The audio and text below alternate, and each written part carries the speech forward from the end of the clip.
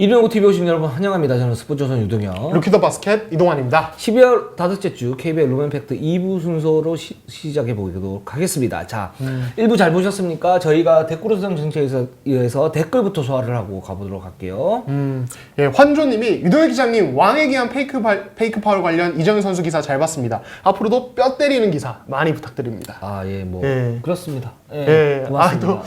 부끄러워하시네요 칭찬을. 예, 예. 그러니까 제 얘기가 너무 좀 요즘 나오는 것 같아가지고 좀 그렇긴 알겠습니다. 한데 뭐 페이크 파워는 많은 분들이 쓰셨었고 그런 점에서 이거는 계속 좀 가지고 가야 될 부분이 아닌가라는 생각이 듭니다. 예, 네. 그렇습니다. 예, 그리고 이종성님이 급 궁금하네요. 기자님들 농구 해보셨나요? 디테일한 설명 듣다 보니 농구 하셨나 이런 생각이 들어서 질문드립니다. 아, 물론 좋은 의미로 저렇게 그렇죠. 얘기를 하셨겠지만 좀 이제 살짝 비꼬서 이제 해석을 하면 야, 니들 농구를 해봤냐?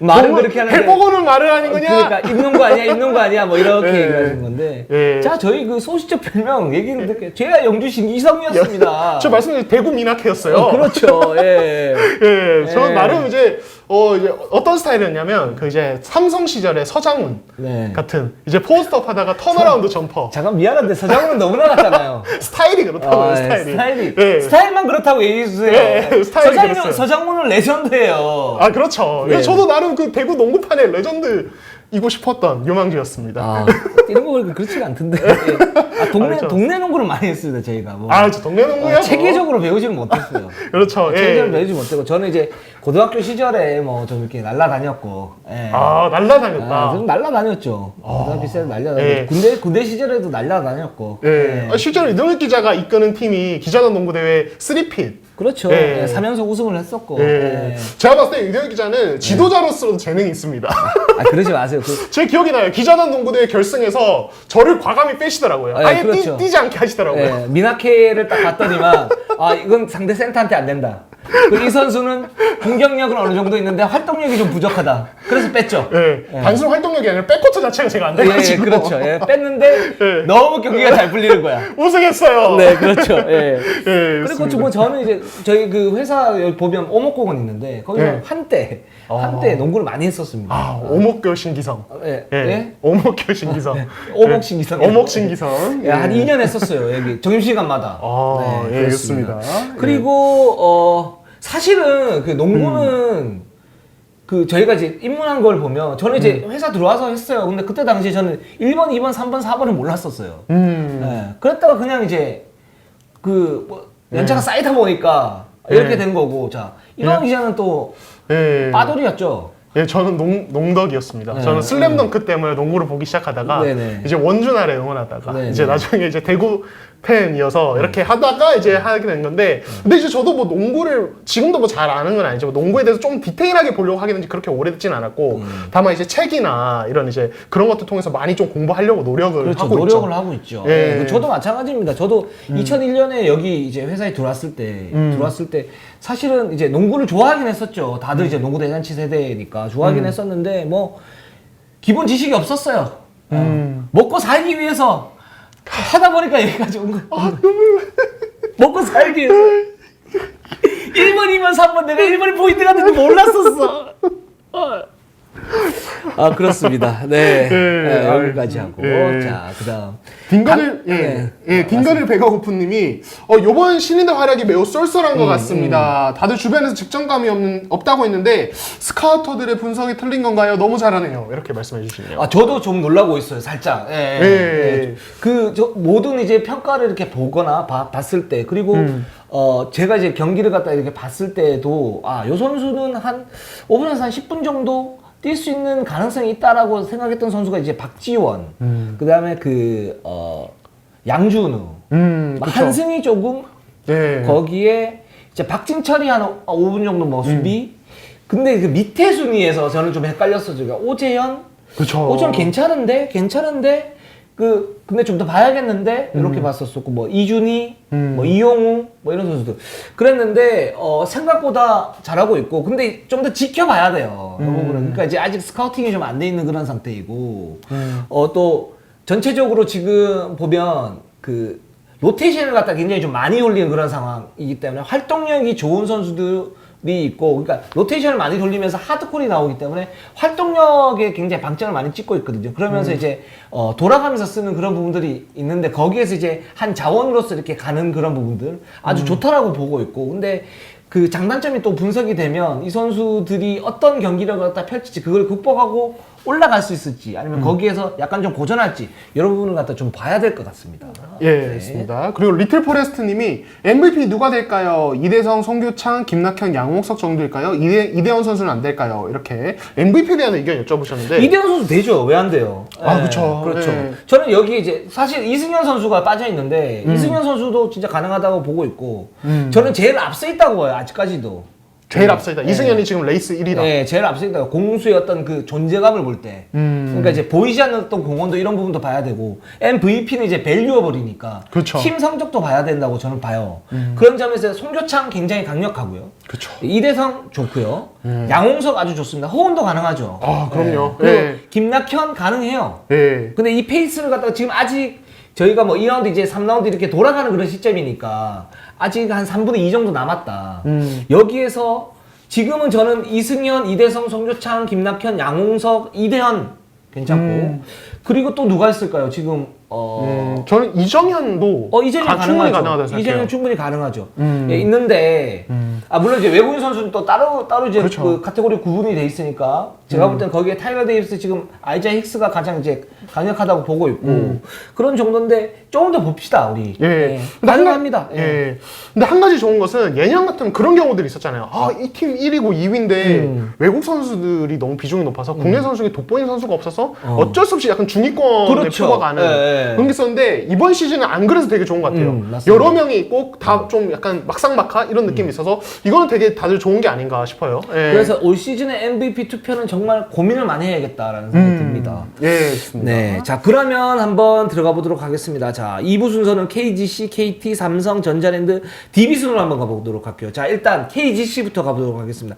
KGC 문성곤 선수가 이탈을 했습니다. 예, 부상으로 지금 어깨 부상이 있고요. 지난 경기부터 이탈을 했는데 지금 이제 1승 2패 연승 달리다가 지금 이제 좀 내려가고 있어요. 그러니까 문성곤의 이탈이 확실히 좀 수비적으로 영향이 좀 있어요. 그러니까 제가 지난주에 이제 그 KGC의 그 특유의 수비법에 대해서 이렇게 또 설명을 드리기도 했는데 네. 그 수비를 제일 잘하는 선수가 양희종 문성곤이에요. 그렇죠. 그러니까 중간 길목을 막고 그 다음에 로테이션 수비까지 이런 동작까지 제일 빠른 선수가 이 두 명이고 거기다가 기본적으로 둘 다 사이즈까지 좋아서 이 위력이 어마어마하거든요. 위압감이. 근데 문성곤이 빠진다? 그럼 이제 그 역할을 하는 축 하나가 없어지는 거니까 여기 약점이 생기는 거죠. 근데 이제 다른 어떤 KGC 선수들도 사실은 로테이션 자체는 되게 빨라요. 변준영이나 이재도도 저는 그런 부분에서 되게 열심히 수비하고 좋은 수비수들이라고 생각하거든요. 근데 이 선수는 기본적으로 가드다 보니까 네. 그런 로테이션 수비할 때 상대가 캐치앤슛 던질 때 어떤 위압감을 준다든지 그런 느낌은 없는 거죠. 상대에서 떨어지. 그렇다 보니까 좀 문성곤의 이탈이 타격이다. 저는 그런 생각이 좀 들어요. 예. 저는 여기서 이제 김승희 감독을 좀 평가를 하고 싶은데 첫 번째 김승희 감독 좋은 점 한 두 개. 자, 첫 번째는 기본적으로 선수들을 어느 정도 잘 키운다. 그 좋은 선수들이 들어가 있는데 그 자원을 잘 키운다. 라는 생각이 들고 두 번째는 팀을 그 되는 방향, 그러니까 PO 때 굉장히 좀 경쟁력이 강력한 방향으로 만들긴 한다. 근데 약점, 장점만 얘기하면 또 김승기 감독 빠돌이가 될 수 있으니까. 예. 약점, 플랜 A가 있는데 플랜 B가 부족해요. 부족하기 때문에 KGC가 기복이 좀 심해요. 맞아요. 예, 그래서 어떤 선수가 빠져버리게 되면 거기에 대해서 대처하는 능력이 그게 고집인지 그리고 그 빠져도 그냥 이렇게 가는 게 플레이오프 때 낫다라고 생각하는지 모르겠지만 정규리그 때는 조금 뭐랄까 그 안정적으로 갈 필요가 있는데 그런 부분에서 어떤 핵심 선수가 빠져버리게 되면 그걸 고집하다가 거기에서 그냥 말려요. 근데 그게 이제 플랜 B가 부족했기 때문에 거기서 그냥 끝나버려요. 맞아요. 그러면서 김승희 감독도 이렇게 녹는 경우가 많거든요. 이제. 그쵸. 근데 그 부분은 좀 살짝 좀 고치면 좋지 않을까라는 생각이 들어요. 그러니까 좋은 점이 좀 더 많은 감독이긴 한데 그런 약점도 있다라고 보고 있고 그런 점에 왜 이런 얘기를 갖다 했냐면 자 양희종이 빠졌을 때 KGC는 불안했습니다. 그렇죠. 근데 많이 불안했죠. 그리고 그러면서 뭐라고 얘기를 하냐면 이제 변준영의 어떤 1대1을 많이 주고 오세근 선수에 대한 역할을 갖다 확대를 시키고 하면서 꾸역꾸역 잘 왔어요. 그럴 수 있어요. 시즌 초반에는. 그리고 문성곤 선수가 있고 양희종 선수가 딱 들어왔을 때 뭔가 맞아떨어지면서 거기에 급상승세가 올라갔어요. 그죠? 그거는 제가 볼 때는 플레이오프 때 가면 훨씬 더 위력을 발휘할 수 있다고 봐요. 이동환 기자 얘기했다시피 두 선수 모두 키가 크고 스위치가 되고 수비가 기본적으로 탄탄하게 잡혀있는 상태에서 뭔가 딱 가져오게 되면 이제도 변준영 그리고 뭐 지금은 이제 퇴출됐지만 얼클락이라든가 이런 선수, 라타비우스 윌리엄스 이런 선수들의 어떤 공격이 극대화될 수 있기 때문에 그리고 굉장히 뭐랄까 활동력을 유지를 하면서 가니까. 근데 여기서 문성곤이 빠졌단 말이에요. 그러면 거기 그럼 대체 자원이 없냐? 뭐 예를 들어서 우동현도 있고 전성현도 있고 있는데 그러면 흔들린단 말이죠. 그러면 그 역할을 갖다가 대체할 선수를 갖다가 잡아가지고 뭔가 시스템을 변화시키던가 그러면서 꾸준히 가지고 가야 되는데 거기서 또 훅 떨어져 버린단 말이죠. 그러면서 SK전에 대피를 갖다 당했고 근데 이 부분이 뭐 급격하게 안 되겠지만 그런 이제 그 체크리스트는 좀 있다라는 생각이 들고 그렇기 때문에 문성건이 지금 이탈은 KGC한테 굉장히 좀 강력하다. 라는 느낌이 들어요. 이제 기본적으로 이제 플랜 A가 아니면 조금 불안한 부분이 있기 때문에 네네네. 다시 그렇게 낼 수 있다. 네네. 예. 그렇습니다. 그러나 뭐 여전히 KGC는 좋은 팀이고 저는 이제 시즌 전에 계속 말씀을 갖다 드렸지만 굉장히 좀 국내 선수들 그러니까 외국인 선수가 딱 들어오면 막을 팀이 없을 것 같고 지금도 굉장히 좀 불안하긴 하지만 여전히 잘 나가고 있다. 좀 이렇게 생각이 들고 자 이제 크리스 맥컬러 선수의 어떤 그 교체가 완료가 됐습니다. 예, 그렇죠. 지금 이제 결국에는 얼클락이 나가는 이런 상황이 나왔는데 얼클락은 진짜 실망만 안기고 나가는 것 같아요. 기본적으로. 예, 그러니까 저희가 뭐 이제 시즌 전에 비시즌 연습 경기 때는 괜찮다 이런 이야기를 했지만 막상 정규 시즌 됐을 때는 그냥 정말 이제 점퍼 일변도의 그런 소프트한 공격 위주. KGC가 얼클락이 요구하는 어떤 그런 공격적인 조금 더 디테일함 이런 것들 없이 그냥 단순하게 밀어붙였던 것 같고 이게 또 이제 얼클락이 해외 리그에서는 옵션 자체가 높지 않았는데 여기서 갑자기 맞게 되니까 힘들어하는 부분도 분명히 좀 있었던 것 같고 여러 가지로 좀 아쉽습니다. 그러니까 지금 이제 맥컬러가 들어온 이후에 이제 어떻게 보면은 좀 이제 반등을 해서 경쟁력을 다시 보여주는 방법도 있었을 텐데 제가 느낀 거의 크게 변화는 없었어요. 아, 그렇습니다. 네. 그 저도 좀 이해는 안 가는데 그러니까 내부에서 어떤 일이 있었는지 몰라도 얼클락이 좀 실망했던 게 그 부분이 그러니까 능력이 충분히 되는 선수예요. 일단 골 밑에서 버텨주는 수비가 돼요. 그쵸. 네. 그러면서 동국보다 스피드가 좋아요. 맞아요. 그리고 슈팅 능력 좋습니다, 이 선수. 좋은데 농구가 굉장히 소프트해요. 그리고 외곽에서 그냥 던져요. 이쁜 농구 하려고. 네. 그리고 그 밸런스가 잘 안 맞아요. 안 맞을 수 있고 그래서 저는 이제 돌파가 언제쯤 나올까 그러면서 딛고 딱 올라갔을 때 그 스피드 싹 올라가는 그런 스피드가 있는데 그게 언제쯤 나올까 이게 나오는 선수인데 근데 단 한 번도 보여주지 못했어요. 맞아요. 네. 그러면서 그냥 끝나버렸습니다. 그렇기 때문에 얼클락은 뭐 퇴출이 됐고 그 지금 상태에서는 뭐 나쁘지 않은 선택이다. 근데 맥컬러 선수가 이렇게 들어오게 되는데 맥컬러 선수가 들어오게 되면 KGC는 또 약간 좀 혼란스러울 수 있어요. 지금. 그렇죠. 어떤 느낌이냐면 라타비우스 윌리엄스가 있긴 하지만 삼성전에서 봤을 때 케네디 믹스 선수한테 그렇게 큰 우위를 갖다 가지고 가지는 못했고 이 선수 어떤 기복이 약간 좀 있는 선수고 빵 자체가 좀 얇은 선수이기 때문에 골밑 수비에서도 약간의 약점은 있는 선수거든요. 그렇죠. 그런 상태에서 맥컬러가 들어온다라고 보면 일단 골밑에서 어떤 수비가 그렇게 좋은 편은 좋지 못할 거기 때문에 여기서 이제 중심이 잡히자면 문성곤의 양희종이 양빵으로 그냥 뭔가 이제 활동력을 높이면서 해줘야 되는데 이제 그런 부분도 지금 좀 기복이 좀 있기 때문에 살짝 좀 한 3-4경기 정도는 좀 혼란에 쌓이는 그런 게임 그 경기력이 되지 않을까라는 생각이 듭니다. 예, 있습니다. 자, KT로 한번 가보도록 하겠습니다. KT. 자, KT 뭐 잘하고 있습니다. 예, 지난주에 이제 1승 2패 기록했는데 뭐 2연패 잠깐 발생했지만 바로 현대모비스 잡으면서 올라왔고 역시 이 허훈이 위력적이에요 진짜. 네. 현대모비스는 28점을 기록을 했고 양홍석, 김영환 이런 선수 활약도 꾸준합니다. 저는 양홍석 이번 시즌 퍼포먼스는 솔직히 이제는 이번 시즌 한해서 보면은 송교창과 둘 중에 누가 낫냐 모르겠어요. 예, 그 정도로 양홍석이 정말 잘해요 이번 시즌은. 예. 어떤 느낌이냐면 이제 묵직해졌어요.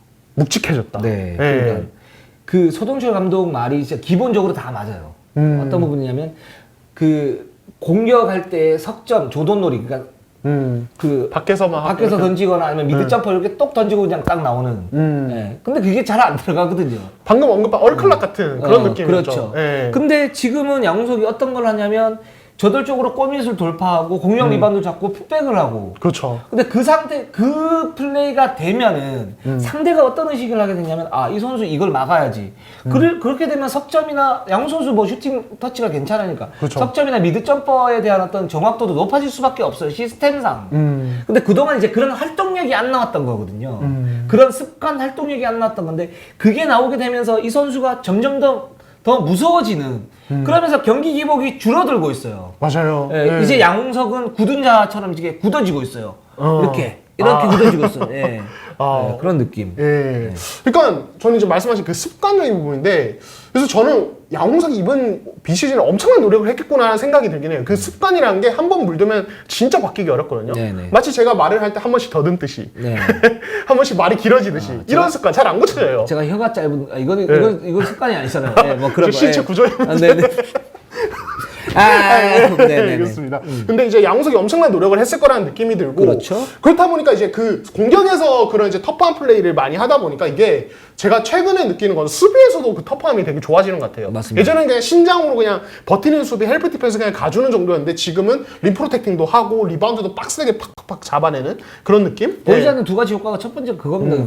그러니까 원래 수비가 잘 풀리면 공격이 잘 풀리는데 이 선수는 공격이 잘 풀리니까 수비도 잘 풀리는 거고. 그러니까 두 번째로 그렇게 되면서 그 습관화가 되니까 활동력이 수비에도 영향을 미치는 거예요. 예, 저는 그런 부분이 있다고 보고 양홍 선수가 그렇게 내외곽에서 뭔가 부셔주는 농구를 하니까 김영환은 훨씬 좀 편해졌죠. 그렇죠. 그러면서 자기 어떤 실리를 찾을 수 있는 그런 상황이 되어버렸죠. 원래는 반대였는데. 예. 그리고 허운 같은 경우에 현대모비스에서 28득점 오는데 허운이 현대모비스에 강한 이유 첫 번째는 자신의 어떤 능력이 있고 그 컨디션이 좋은 부분도 있지만 현대모비스 가드진의 어떤 그 약함 이런 부분도 상대적으로 있다. 근데 허운이 또 전자랜드전은 또 약해요. 그러니까 그쵸. 예. 예전에 루더가 이제 인터뷰에서 나왔다시피 이제 KGC 수비가 빡세냐? 아니다. 전자랜드가 훨씬 빡세다. 무한 로테이션을 돌리기 때문에 자기는 좀 까다롭다. 이제 그런 어떤 자신감의 연결이 데리고 있는 거예요. 전자랜드는 좀 약하고 현대모비스는 좀 굉장히 강한. 근데 그런 부분들이 흐름이 계속 가고 있는 것 같아요. 네, 그렇죠. 그렇습니다. 그리고 저는 전자랜드전에서 불안한 거는 그런 것도 좀 있는 것 같아요. 김낙현과의 매치업. 이게 뭐냐면 저는 김낙현이 리그에서 손꼽히는 퍼리미터 수비수, 볼핸들러 수비수라고 생각하거든요. 그러니까 기본적으로 수비 사이드 스텝도 빠르고 스크린 대처도 좋은데다가 힘도 좋아요, 이 선수가. 그렇죠. 그래서 밀리지 않죠. 예. 허훈이 사실은 이 선수가 공격에서 경쟁력을 가지는 것은 뭐 발도 빠르고 뭐 슈팅도 좋고 다 볼핸들링도 좋고 다 좋은데 이 선수가 한 번씩 미드레인지에서 몸을 붙이고 공간 만들어서 뱅크슛 이게 되게 좋거든요. 그렇죠. 어제 현대모비스전도 잘 나왔죠. 그걸로 압살했죠. 예. 예. 근데 김낙현은 거기서 안 밀려요. 공간을 안 줘요. 그렇다 보니까 허훈이 밀고 나도 자기 이 실린더 자기 공간이 안 만들어지는. 그러다 그렇죠. 보니까 더 터프샷이 되는 거죠. 그래서 저는 그런 김낙현과의 약간 그런 서로의 약간 상성 관계 이런 것도 좀 있지 않나 이런 생각도 들거든요. 맞습니다. 예. 자, 그 KT는 지금 여전히 좀 잘 나간다. 좀 이렇게 보시면 될 것 같고. 자, 삼성은 이제 두 가지 변화가 있었죠. 일단 케네트 믹스 선수가 합류를 했습니다. 예. 자, 이 선수 어떻게 보셨나요? 일단은 지난주에 말씀드린 대로 제시 고만보다 훨씬 민첩하다. 그리고 저는 이제 그런 느낌이 들었는데 그냥 페이스 공격할 때 한 번씩 맥 빠질 때도 있어요. 그냥 공 잡고 그냥 쓱 보다가 던지는데 근데 이 동작 자체도 고반과는 비교도 안 되게 빠르고 그리고 한 번씩 포스트에 이제 페인트 쪽 한가운데 등지면서 자리를 잡는데 타이밍 맞게 이 타이밍도 고반보다 좋고 그 움직임도 빨라요. 그래서 기본적인 농구 센스가 되게 좋다. 그리고 이제 앞으로 말씀하신 또 하나의 변화가 사실은 김준일의 복귀인데 네. 여기서 김준일과 같이 뛸 때 그 하이로우 게임할 때 그 자리 잡는 게 되게 효과가 좋더라고요. 그래서 이것도 좀 고무적으로 봤습니다. 저는. 예. 그 아이자이 힉스에 비해서 좀 더 나은 부분이 어떤 부분이냐면 뭐 힉스하고 비교를 하긴 좀 그렇지만 일단 골 밑에서의 존재감이 있어요. 그리고 이 선수가 그 리바운드 할 때 보시면 점프를 데니스 로드맨처럼 뛰어요. 그러니까 깔짝깔짝 잡아가지고 툭 뛰는 거고. 그러니까 이제 요게 이제 센스 플러스 자신의 어떤 그 민첩성 이런 부분이 그쵸. 연관이 있는 건데 그런 부분에서 능력이 있다. 그러니까 로포스트에서는 확실히 경쟁력은 있다라는 생각이 들고 근데 이 선수 같은 경우에는 전체적으로 이 선수도 이제 그 냉정하게 보면 해치 빼기 늦어요. 수비에서 해치 빼기 좀 늦어서 엄청 빠른 편은 아니죠. 그렇죠. 예. 이제 그런 부분이 있기는 하지만 속공에서 좀 띄워주는 부분이 있고 기본적인 어떤 기본기는 잘 갖춰져 있다. 그러니까 아이자 힉스 친구 맞다. 라는 생각이 듭니다. 그러면서 제시 고만은 그동안 가장 큰 문제가 그였었잖아요. 그러니까 아니 조지타운 대학을 나왔어요. 패트릭 유잉이 코치야, 감독이야. 그럼 거기에서 꼬미스에서 어떤 묵직함을 배워가지고 나와야 되는데 이 선수는 외곽에서 깔짝 그리고 가다가 엘리웁 그 2대2에서 롤을 했을 때 딱 들어오면 그 엘리웁 덩크를 그냥 꽂는 요 정도였어요. 농구를 고반고반하게 했죠. 죄송합니다. 고만고만하게 했어, 이제. 고만고만하게 했어. 그랬는데, 그, 케네디 믹스는 확실히 좀 더 터프하고, 골 밑에 어떤 존재감이 있다. 그래서 어떤 팀의 어떤 공헌도는 좀 더 높아질 수 있다. 그래서 삼성은 조금 더 강해졌다. 좀 이렇게 좀 보시면 될 것 같아요. 그러니까 저는 방금 전에도 언급드렸지만, 믹스는 김준일이랑 같이 쓰면 좋을 것 같아요. 이게 뭐냐면, 사실 IGIX가 나왔을 때, IGIX는 그래도 밖에서 핸들링도 많이 하고, 외곽 공격을 하는 선수인데, 김준일과 같이 짝을 지으면 이게 스페이싱이 잘 안 돼요. 맞습니다. 그러니까, 왜냐면 IGX는 기본적으로 페이스업을 했을 때 가장 효율적인 선수거든요. 그렇죠. 스텝을 한 번, 두 번 크게 밟아가지고 뭔가 이제 돌파를 하는 그게 가장 주된 공격 루트고 가장 위력적이니까. 그렇죠. 그럼 그렇게 하려면 사실은 5아웃 형태의 공격을 하는 게 좋은 거고. 그렇죠. 사실 김준일이 밖에 한 번씩 나와도 이게 잦은 빈도는 아니란 말이에요. 그렇죠. 그렇다 보니까 김준일보다는 장맹국이 있을 때 이제 힉스는 그 능력이 극대화된다. 예. 그러니까 우리가 스페이싱 같은 걸 얘기를 할 때, 자, 협찬 전자랜드입니다. 했을 때 보면 이게 뭐 김준일 쓰고 힉스가 이렇게 섰을 때 우리가 요 공간이 난다, 스페이싱이 난다 그랬을 때 마냥 빠져주는 게 아니에요. 그렇죠. 그 어떤 거냐면 뭐 다른 선수들이 이렇게 있겠지만 빨리 들어가고 빨리 빠져줘야 스페이싱이 많이 생기는 겁니다. 그쵸. 스페이싱의 개념은 그런 개념이거든요. 그러니까 여기 만약에 있더라도 빨리 빠져줘야 되는데 늦게 빠지면 늦게 빠질수록 이 스페이싱이 천천히 열린 거죠. 그렇죠. 빨리 빠지면 확 열리게 되니까 거기서 확 들어가게 되는 거죠. 예. 그렇죠. 요런 스페이싱의 개념을 이렇게 좀 보시면 되는데 그런 부분들이 좀 늦느냐 빠르냐. 그래서 그 골밑에 들어왔을 때 밖으로 빨리 빠져주느냐 아니면 늦게 빠져주느냐 이런 부분에서 스페이싱이 좋냐 나쁘냐 평가가 나오는 겁니다. 좀 더 그렇죠. 디테일하게 가면. 예.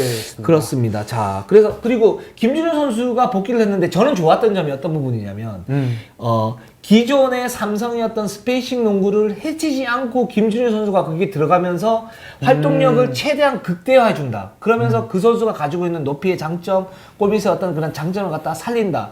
그래서 연착륙 돼 있다. 이런 부분은 좀 좋은 것 같아요. 예, 맞습니다. 그러니까 저는 이게 만약에 김준일이 성공적으로 녹아든다. 이상민 감독이 되게 많은 고민을 할 거예요. 어떤 시간대에 출전을 시킬 것이고 어떤 외국 선수와 조합을 맞출 것이고 그리고 사실 믹스 김준일이 나오면 활동량이 그래도 기본적으로는 좀 떨어지기 때문에 그 앞선은 또 어떻게 구성할 것이며 이런 부분 되게 많이 고민하실 것 같은데 이 조합을 성공적으로 찾고 이 로테이션을 안정화시키면은 저 삼성이 더 무서워질 것 같아요. 그렇습니다. 삼성이 굉장한 다크호스가 될 수 있을 것 같은 그런 느낌이 듭니다. 자, 전자랜드로 한번 가보도록 하겠습니다. 전자랜드 뭐 여전히 꾸역꾸역 가고 있는데 자 헨리 심스가 좋아졌어요. 우리 헨리가 달라졌어요. 그렇죠. 예. 지금 이제 뭐 교체설 계속 뭐 얘기 나왔고 저희도 다뤘지만은 지난주부터 좀 좋은 모습 보이면서 지금 얘기가 좀 들어갔습니다. 일단은 뭐 본인은 그런 얘기를 해요. 좀 전술적인 거에 많이 적응을 했다. 그리고 이동 감독도 그런 얘기를 많이 했습니다. 그러니까 시즌 전부터 얘기한 건데 이 선수는 포스트에서 뭔가 하는 스타일보다는 미드레인지를 왔다 갔다 하면서 해줘야 된다. 그렇죠. 근데 제가 봤을 때 그 이제 연속 20득점 할 때 모습은 미드레인지와 종종 3점슛 라인 바깥까지 왔다 갔다 하면서 그 생각보다 괜찮은 그 슛터치로 어떤 통한 어떤 스페이싱 그리고 어떤 득점 이게 잘 된 것 같아요. 예. 저는 그렇게 가야 된다고 봐요. 예, 그러니까 헨리 심스는 기본적인 포스트업이나 페이스업을 해서는 답이 안 나온다기보다는 약간 효율이 많이 떨어져요.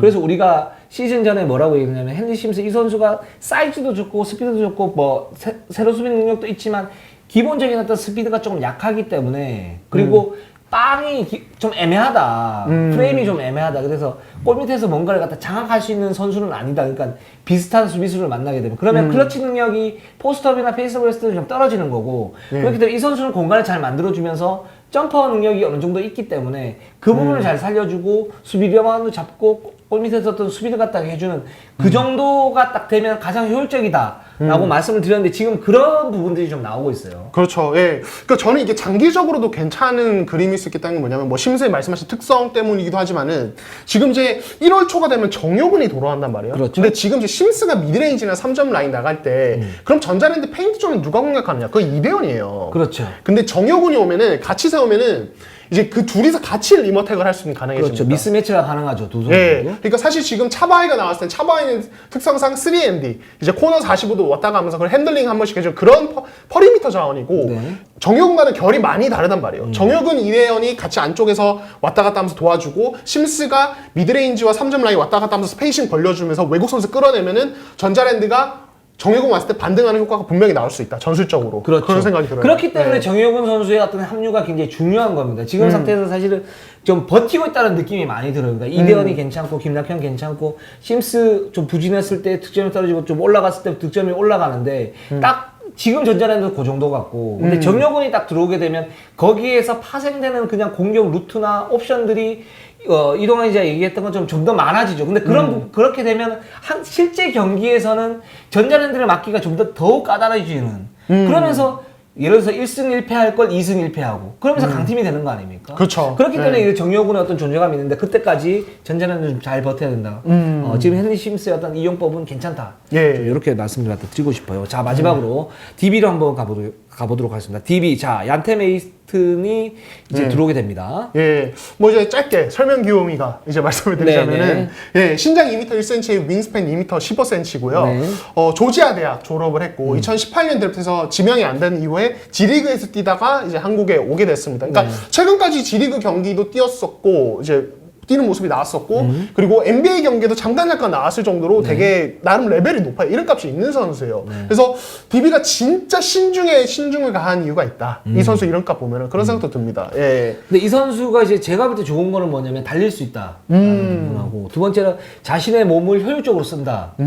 그리고 세 번째로는 좌우가 다 돼요. 이 선수가. 그러니까 왼손, 오른손을 다 쓰는데 그 부분이 굉장히 능숙해요. 이 세 가지 때문에 골 밑에서의 어떤 존재감 이런 부분은 분명히 있는데 근데 그 수비를 할 때 보면 저는 그러니까 앞선 수비의 어떤 민첩성은 분명히 있는데 역시 2대2 수비할 때는 좀 봐야 된다. 그러니까 뭔가 저도 하이라이트 필드만 이렇게 보고 이제 분석을 하는 거기 때문에 확실치는 않은데 좀 더 실전에서 보면 좀 낫겠죠. 근데 이제 해치를 했다가 백을 할 때 어떤 그 동작 자체가 그렇게 빠른 편은 아니에요. 그러니까 특급은 아니다. 그러니까 평범한 수준이다. 라는 생각이 들고 근데 두경민이나 허웅이나 이런 선수들은 외곽에 어떤 활동력이 굉장히 좋고 수비가 좋은 선수이기 때문에 이 부분을 기본적으로 잘 메워야 되거든요. 잘 메워야 DB가 반등할 수 있는 초석을 다질 수 있는데 과연 그 부분이 될까? 이 부분을 좀 지켜봐야 될 것 같습니다. 그러니까 사실 이 선수가 사이즈상 NBA에서는 그냥 장신 3번까지 가능했고 경쟁력 가지려면 그렇게 이제 컨버전을 본인이 해야 됐기 때문에 이제 이 습관 그게 어떻게 보면은 KBL에 왔을 때 2대2에서 해치백 어떤 수비라든지 그리고 반대로 공격할 때 이 어떤 스크리너로서의 움직임 이런 것도 좀 영향이 저는 있을 거라고 생각을 해요. 그래서 이거는 DB 구단에서 코칭 스태프가 얼마나 잘 잡아주느냐가 관건인 것 같고 말씀하신 것처럼 그 스크린 능력도 제가 볼 때는 좀 어설프게 걸어요. 슬립을 할 때는 확 슬립을 해주든가 걸 때는 확 걸어줘야 되는데 여기서 살짝 좀 애매한 부분이 있는 것 같아요. 그렇죠. 예. 그리고 이제 조금 그래도 고무적인 거 저 하나 말씀드리자면은 이 선수가 이제 G리그에서 3점을 종종 던졌는데 성공률이 한 20% 중반대로 높지는 않았어요. 근데 NBA 3점 거리에서 그렇다는 거고 대학에서는 졸업반 시즌에 성공률이 한 34% 정도 됐었거든요. 지금 DB는 사실은 김종규도 밖에서 많이 던질 정도로 스페이싱을 되게 적극적으로 하는 팀인데 메이튼과 만약에 김종규 호흡을 맞췄을 때 어떤 메이튼이 만약에 어느 정도 슈팅력을 보여준다면 이 어떤 공간 활용에 대한 문제점은 좀 생각보다 적을 수 있다. 이런 생각은 좀 들더라고요. 네, 그렇습니다. 그리고 DB가 지난 경기 연패를 갖다 끌었는데 두경민 선수가 완전히 하드캐리를 했습니다. 그렇죠. 예, 두경민 4쿼터에만 예, 맞죠. 쏟아부었죠. 12점 넣었었나요? 그렇게 했던 것 같고 두경민이 뭐 지난번에 KCC 승리도 그렇고 폭발력이 돌아온 것 같아요. 예, 좀 어떻게 보세요? 두경민의 퍼포먼스에 대해서? 예. 일단 저는 그런 생각이 들어요. 책임감이 좀 더 강해졌다라는 느낌이 들어요. 책임감. 어떤 거냐면 과거에는 그러니까 슛 셀렉션이 저는 그렇게 좋지는 않았다고 보거든요. 그러니까 스크린 돌고 그냥 슛 쏘는데 그 거리가 멀어서 석점을 던지래. 물론 던질 수 있죠. 두경민 정도면. 근데 지금 승부처에서는 조금 더 안쪽으로 들어가서 미드 점퍼도 아주 좋은 선수니까 안쪽으로 들어가서 거기에서 상대의 위치를 등을 지거나 확인을 하면서 거기서 미드 점퍼를 쏘는데 그러면서 저는 어떤 느낌이 드냐면 이 선수가 좀 더 묵직해지고 좀 더 승부처에서 책임을 지려고 하는 모습들이 있구나 라는 생각이 들었습니다. 예. 그리고 지금 골밑이 워낙 지금 붕괴되어 있는 그런 상태이기 때문에 지금 두경민의 어떤 폭발력이 좀 그동안 나오지 않은 그런 부분이 있고 약간의 잠부상도 있기 때문에 그렇지만 메이튼이 들어왔을 때 거기서 뭔가 시스템이 맞춰진다 그러면 두경민은 좀 더 의미 있는 활약을 할 수가 있고 허웅, 김선영, 이대성, 이재도 이런 선수에 비해 뒤처지지 않고 오히려 좀 더 강한 모습 그러니까 수비가 기본적으로 되니까요. 맞아요. 공수비는 뭐 다른 선수들 안 된다는 얘기 아니고 그 공수 밸런스 좋으니까 그런 부분에서 공격에서 했던 날카로움은 상당히 좋은 선수이기 때문에 이런 부분에서 저는 좀 기대가 됩니다. 예, 좋습니다. 저는 뭐 이제 좀 허훈이나 이대성과 비교를 하면 좀 어떤 점이 있냐면 사실 이제 두경민이 이번 시즌에 경쟁력 보여줄 때 어떤 이제 라인업이냐면 김태술과 백코트 호흡 맞출 때 되게 좋거든요. 네네. 김태술은 기본적으로 볼을 뿌리고 이제 두경민이 좀 크게 왔다 갔다 하는 이제 그게 있는데 사실 뭐 허훈도 그렇게는 한다지만은 좀 차이가 뭐냐면은 두경민은 볼이 없을 때 슬라이드라고 하는데 제가 짧게 말씀드릴게요. 네. 그러니까 이제 뭐 이렇게 크게 스윙하는 거는 많은 가드들이 2번으로 뛸 때 그렇죠. 하는 거고 네, 일반적이죠. 네, 네. 이게 두경민이 좋은 것 중에 하나가 슈터로서 그런 본능이 있다는 게 느껴지는 게 이게 좋아요. 이렇게 코너에서 45도로, 45도에서 탑으로 이렇게 이 거리를 움직이는 걸 슬라이드라고 하거든요. 그러니까 이게 왜 중요하냐면 감독님들이 볼 없는 선수들이 움직여야 된다 이런 얘기를 할 때 이게 포함이 돼 있어요. 그렇죠. 여기서 그냥 뭐 이렇게 여기서 막 2대1을 두 선수가 막 하는데 자 여기서 킥아웃 패스를 해요. 여기 가만히 서 있다가 여기서 가는 거랑 이거 킥아웃 하려고 할 때 여기로 쭉 올라와서 동선을 그렇죠. 짧게 만드시 이거 차이가 어마어마하거든요. 효율이. 빨리. 그렇죠. 그리고 여기서 2대1을 할 때 수비수는 시선이 이 양쪽을 다 보기 때문에 그렇죠. 순간적으로 집중력을 잃기 때문에 여기 한번 올라와주면 이 슛의 어떤 질 자체가 달라져요. 그렇죠. 예. 이 리액션이 늦어지게 되고 그렇게 되면 거의 그렇죠. 오픈이 나게 되는 거죠. 그렇죠. 가만히 서 있는 거 완전히 차원이 다르단 말이에요. 이 작은 움직임 하나를 사실은 못 가진 선수도 많아요. 근데 그렇죠. 두경민은 이걸 되게 잘해요. 제가 봤을 때. 그래서 두경민은 그런 부분에서 다른 가드들과 좀 2번으로 뛸 때도 좀 차이가 있다. 저는 이런 생각이 듭니다. 맞습니다. 아주 좋은 그 지적이셨고 설명해 주셨어요. 그 두경민의 어떤 그 뭐 숨어 있는 장점이라고 볼 수가 있는 거죠. 예. 자, 오늘 방송은 여기까지 하겠습니다. 저희는 항상 최선을 다하겠습니다. 네이버, 유튜브 구독, 좋아요, 알람. 감사합니다.